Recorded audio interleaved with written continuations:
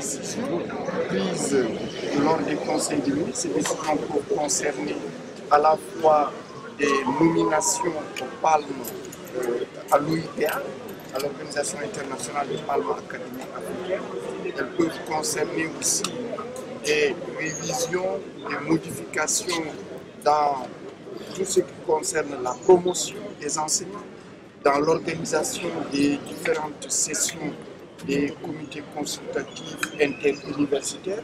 Vous le savez, cette année, le Sénégal va abriter le concours d'agrégation en médecine, pharmacie, odonto et sciences vétérinaires.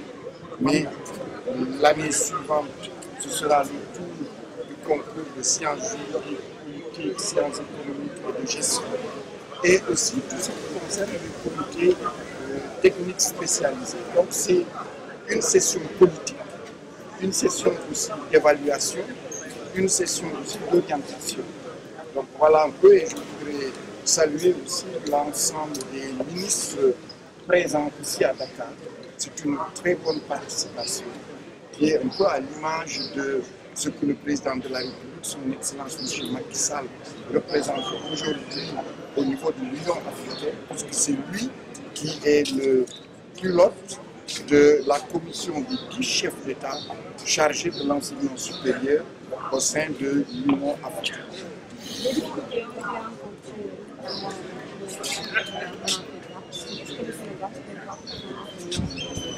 Alors, il y a plusieurs difficultés. Vous savez, l'enseignement supérieur est un enseignement supérieur en construction. Il a déjà plusieurs décennies d'existence.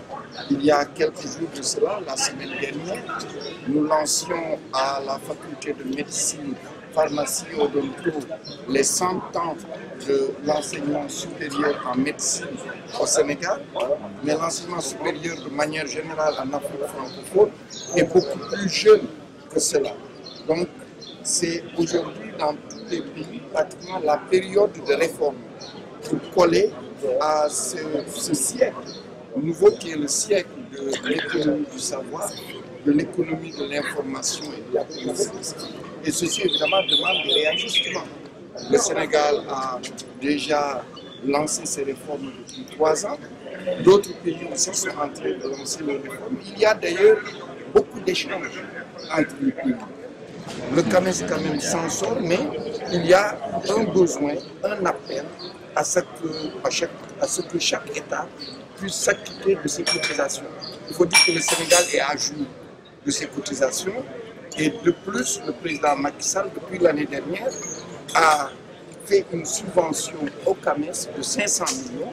Et cette subvention, évidemment, le CAMES l'a examinée, l'a saluée, comme d'ailleurs vous l'avez vu tout à l'heure, l'ensemble des participants, et va l'utiliser dans le cadre d'un fonds d'appui à la recherche avec la création du fonds Macky Sall, mais aussi de prix scientifiques et techniques du nom du président de la République, son Excellence M. Macky Sall.